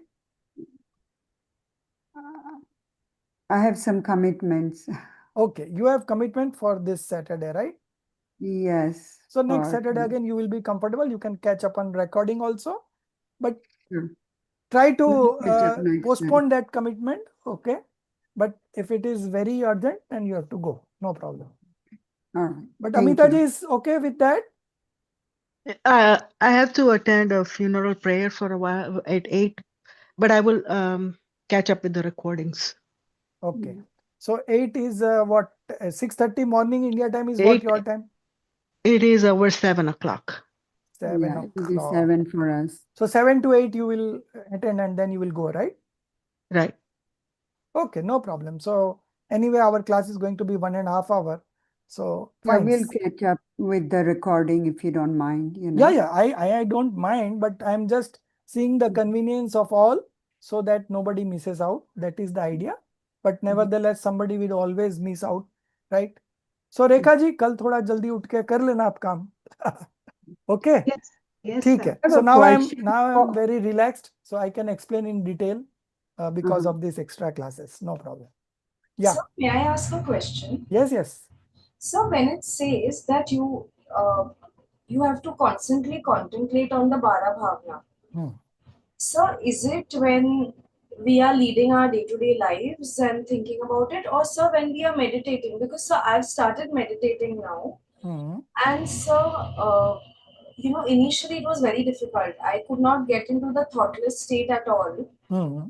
I used to keep thinking, "अरे मुझे ये करना है, वो करना है," or I would think of. So ये करना है, वो करना है. These are the thoughts that are coming to your mind, right? And you are not the doer of thought, right? So what you have to do? You are an observer. Just know it. Yeah. So, sir, now I'm getting into that thoughtless state. No, but the thoughtless state is not desired, right? We don't want to put any pressure. Let whatever has to come, let it come. You just be an observer. So this is called meditation. Correct. You become a doer. This is not meditation. That's all. Right. So what difference does it make whether it is a thoughtless stage or many thoughts are coming, or even inauspicious thoughts coming to our mind? What difference does it make? So it makes. What difference does it make? Do you tell me? So like now, first when the thoughts used to come, I used to open my eyes and I'd be like, I can't meditate. It's crazy if I'm going to think of a to-do list in my head, it's not helping me. Now, sir, when I'm in a thoughtless state, I always see myself seated in a samosa run, or I see, close to my eyes, I just see, some kind of, God's murti, or, the chakshu of the God. And I have no other thoughts. And, I feel very, I feel like staying in that state. Like I don't feel like coming out. Yeah. That is true. You feel like staying in that state, but Who is the doer? That you have to first ask. Who is the doer of all these things? Even the meditation, who is the doer?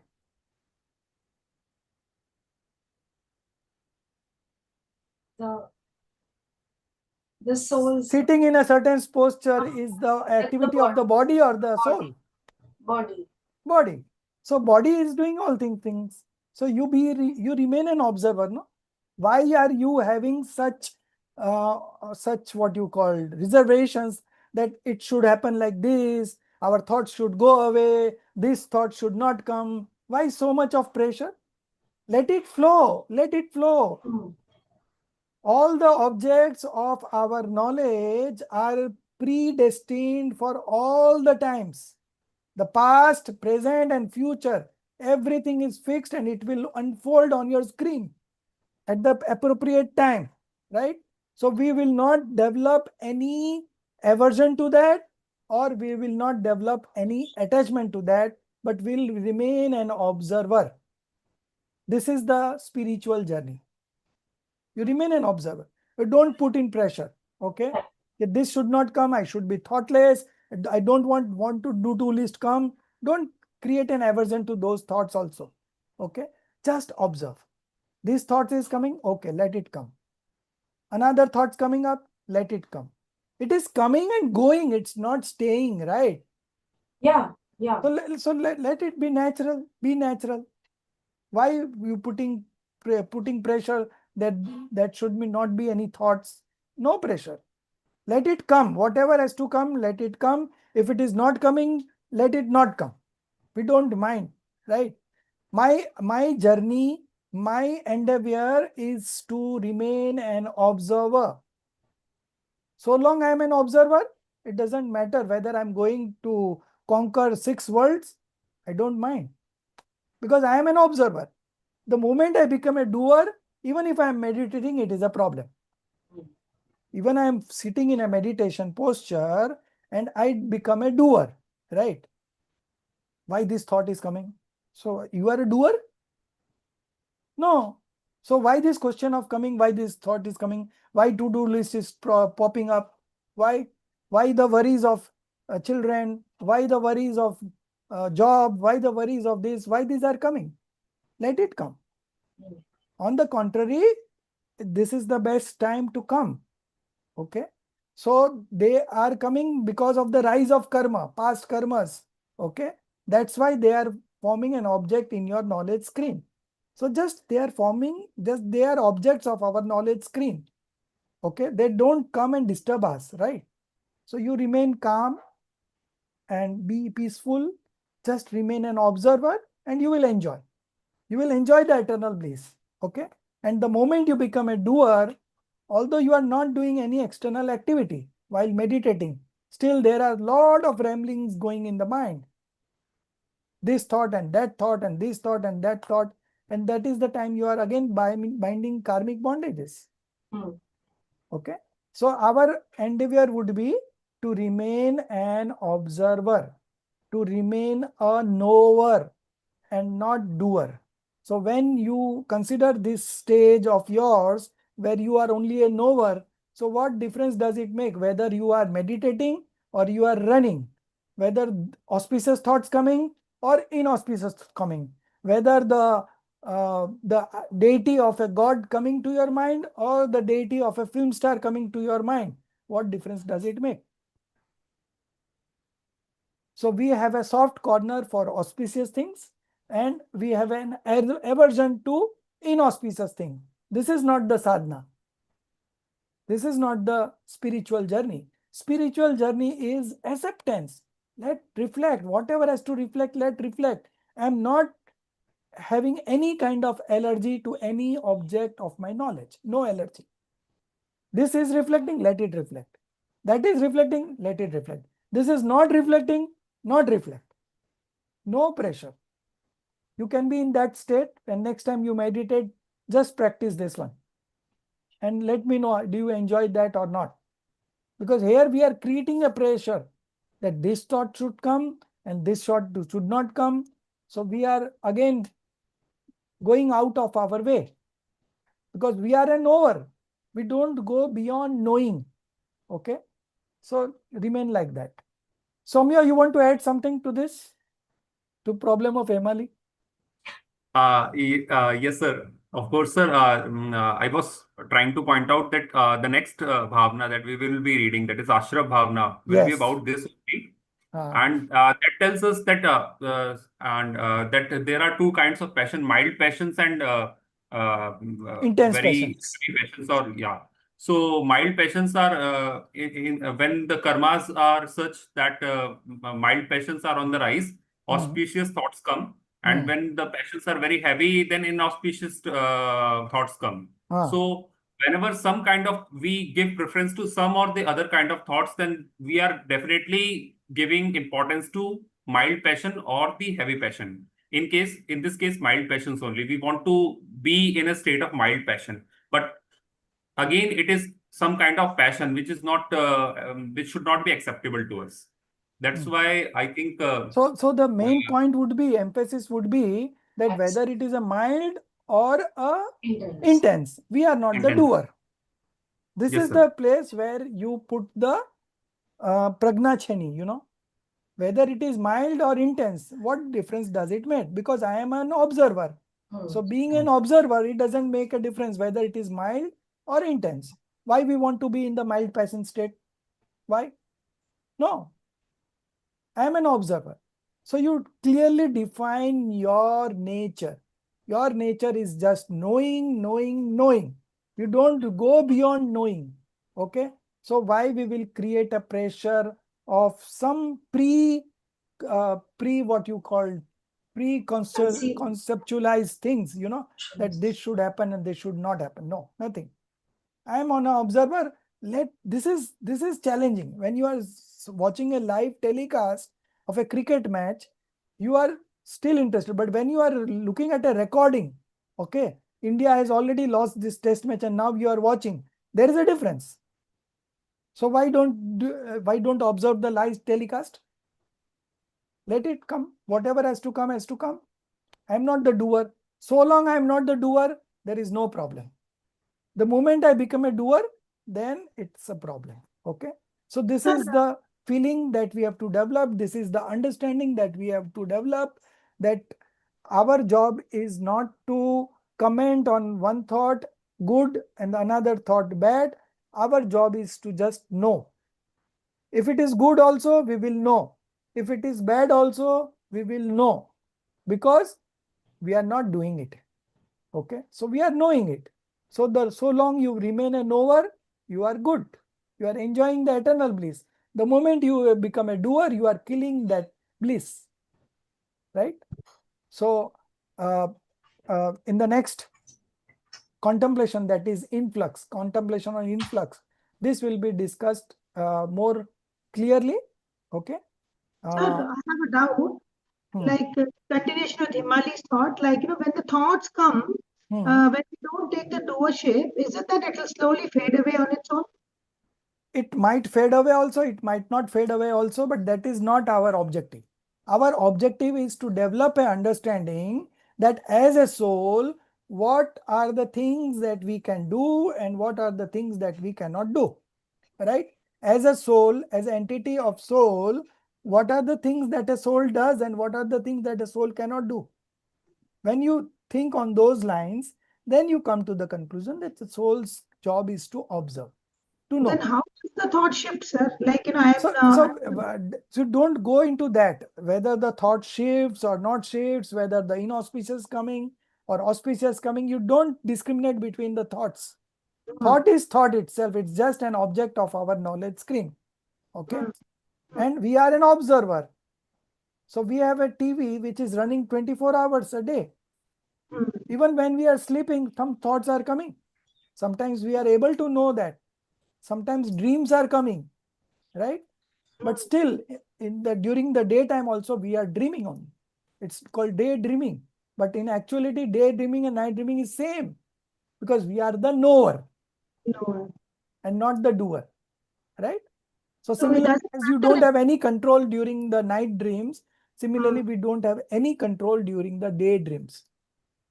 So the thoughts fade or not doesn't matter. Yes, you don't try to wither away the thoughts or bringing some thoughts. Don't do that. Don't get into that. Just remain an observer. Whatever has to reflect on the knowledge screen will reflect. No, that And, the thing is like the and thought. all the future modifications, in which modification what will reflect, that is prefixed. Okay. Okay? And that will unfold on its own. As in a talkies, you know, in earlier times, I remember when I was very young, like 10 years, we used to go to see movies, and the back of the screen, back of the theater, there were holes. And from that holes, the light of the projector was falling on the screen. And we could see the picture moving ahead, right? And behind there was a projector going on. And the person who was operating that projector, he was not reacting to any of the scenes because he had seen that movie 1000 times. And we became emotional because we were connecting to that screen, whatever coming on the screen. Okay. So now you are an observer. Whatever reflects in your knowledge screen, you are still an observer. Okay. So don't have any preference, any prejudice that this should reflect and this should not reflect, nothing. We don't have any preference. Whatever we come, we are an observer and we will observe. Okay. That is our true identity. So, but any chances like, it fades away automatically, and though we don't So think about whatever is left over, that will come and go away. Okay, okay. Okay. जैसे फोड़ा होता है, तो some pus are inside there. So what the wise person do? They take out those pus, let the pus come out. Okay. And if you stop it then and there with medicine, it will again come back. Okay. Because the pus inside has not come out. So let it come out. Okay. Let it come out and then it will not happen again. So because of our past karmas, because of our past impressions, okay, these things, thoughts will come. Okay. Even if you want to try to meditate, it will not happen. Okay. And when it has to happen, it will automatically happen. So don't have, just try to observe, try to contemplate, try to analyze things, try to understand things. That is what we can do at our level in terms of efforts. And the final part in the effort is the decision making. So Accepting can we what is. chant during meditation? Pardon? Can we chant during meditation? See, That as helps I us said, like again, chanting means having activity of speech and mind, both, right? When you are only thinking, it is just mind activity. Speech and body activities are not there. Okay. So ideally, as I said, when you are meditating, try to focus on the soul. Okay. Now that image of the soul is coming up in your knowledge screen. Okay.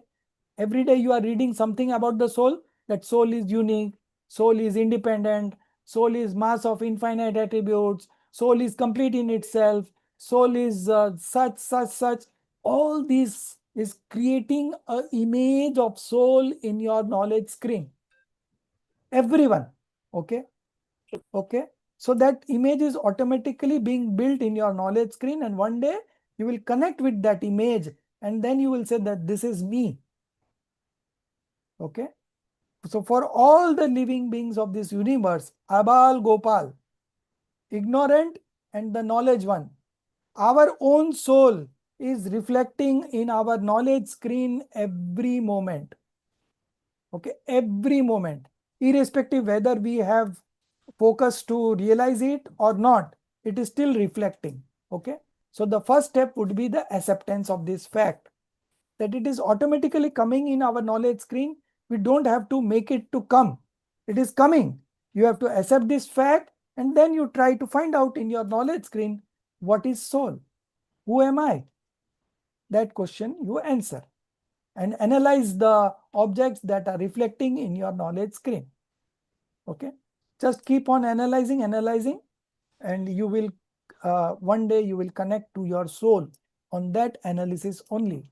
Okay. And self-realization will happen. But even if the self-realization doesn't happen, I am still an observer. I am still a soul. I'm still a pure soul. Okay. This is the confidence.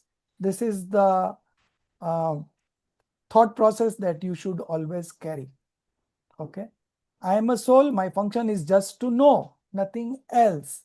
Okay. So you remain a knower in all the stages. Okay. So one correction is there. I think I have done that correction. Yes. In the first paragraph, although this type of, although the process of contemplation, in there, the correction is although this type of process, because in the previous paragraphs, we have discussed this process. Also, this type of process of contemplation continues even in the fourth and fifth stages of development, spiritual development. Okay.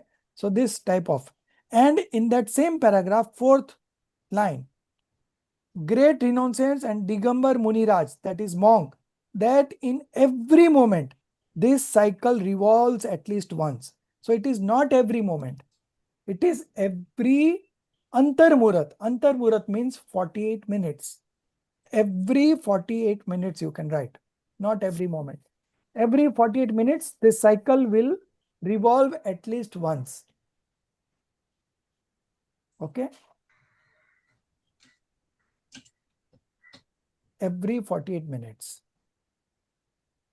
So these two corrections are important. It is not every moment, because moment is not something that we can track on a real time basis, right? So what we know is a cluster of modification that has just passed. Oh, there was anger. Just when a cluster of modification passes, that is the time we realize that we manifested anger just now. Okay. If it is one or two modification, we are not able to track it. Okay. So the flow continues of the modification. We are the observer, and whatever the flow decides to reflect on our knowledge screen, we are the knower. Okay. I hope you will read it again and again and just contemplate. Okay. Now the next point, Asrav Bhavna. I will quickly point out the numbers. Okay. So that you read and come. So I will not read word to word Asrav Bhavna. I will just explain you highlight you the main points in that. Okay. So we will not be reading one to one Asrav Bhavna. Okay. Or if you want, we can read also. There is no point because we are doing extra classes, so I don't mind. Okay. So the first point begins from the starting itself, page number 99 of PDF, and otherwise it is page number 69. Yeah, 69. Sanyoga, Sanyogaja. From there, okay. First point. Yes, Sanyoga, right, from there. First point, okay. First page complete, second page complete, then the third page.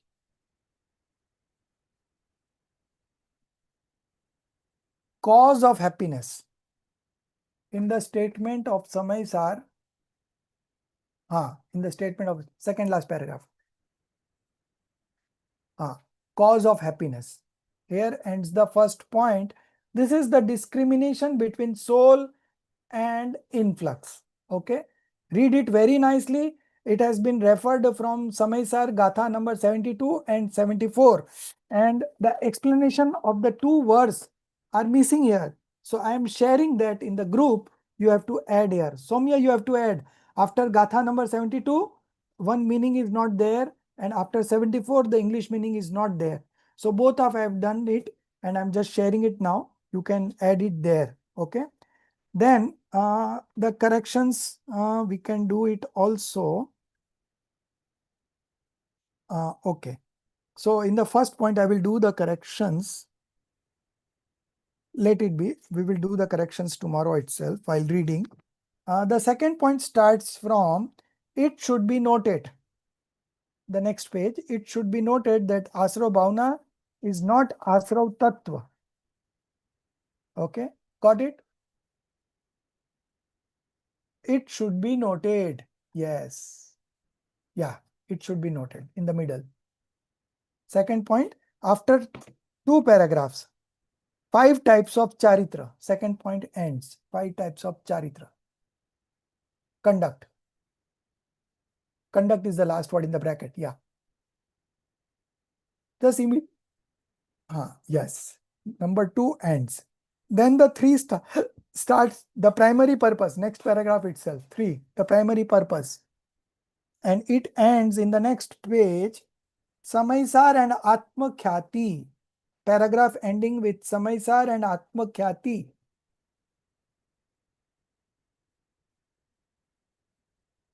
Right. Yes.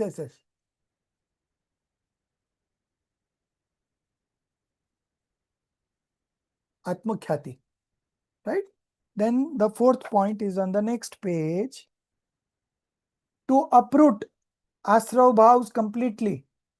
Yeah. The first paragraph. 4th point. 4a. To uproot Asrav Bhav completely. 4a. It was there. First paragraph. Yeah. Yes. First paragraph. To uproot. 4a. Then it's only one paragraph. Okay.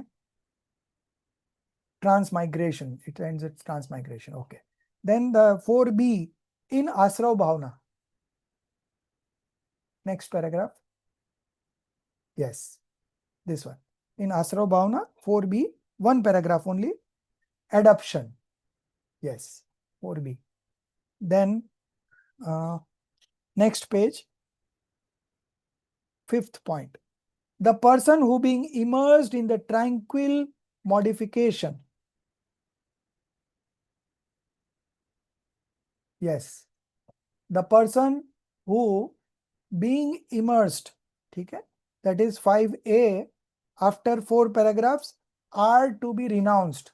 End of that page. Yeah. 5a complete. 5a complete. Then 5b. The last paragraph in the Asrav Tattva. In the Asrav Tattva.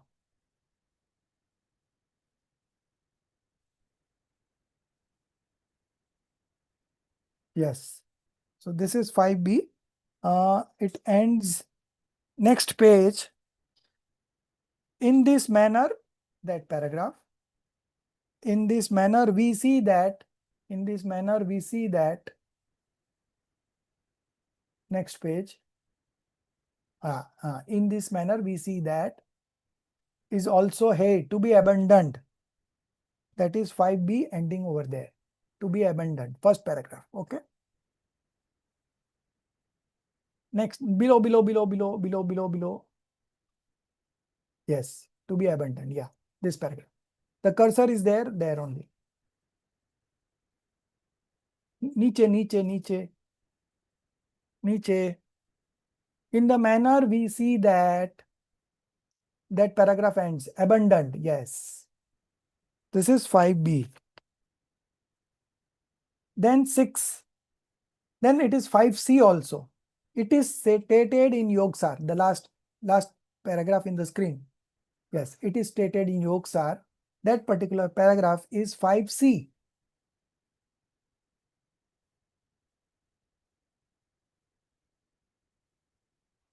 Yes, 5c. Same paragraph end. Gyani. 5c. That paragraph itself. Gyani. The entire world knows. Gyani, yeah. 5c. Then the 6th point started. Here a question arises. Here a question may arise. It's a 6th point. And it ends slightly below. Naturally attainable. Next paragraph. Next page. Naturally attainable. Yeah. First paragraph.